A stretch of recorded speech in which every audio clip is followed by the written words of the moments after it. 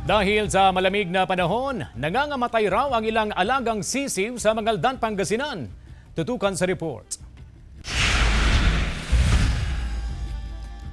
Apektado na rin ng malamig na panahon ang ilang poultry farm sa Mangaldan, Pangasinan. Mula sa dating 10 hanggang 20 bilang ng mga namamatay na sisiw sa kada 2 araw sa poultry farm na ito sa Barangay Banawang, umaabot na ngayon sa 50. Sisiw talaga pinakamahirap na sinasarado yung luna. Oo, para protect sa lamig. Sa monitoring ng Mangaldan Municipal Veterinary Office, karaniwan ang pagtama ng respiratory diseases sa mga alagang hayop tuwing malamig ang panahon. Nabisuhan na raw mga poultry farmer kung ano ang dapat gawin para maprotektahan ng mga alaga. Posible kasing bumagsak pa ang klima sa mga susunod na araw.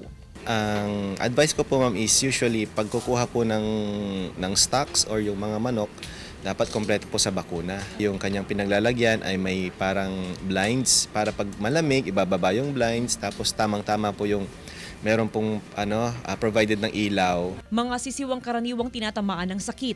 Mas ligtas daw ang mga manok na nasa 1 buwan na ang tanda.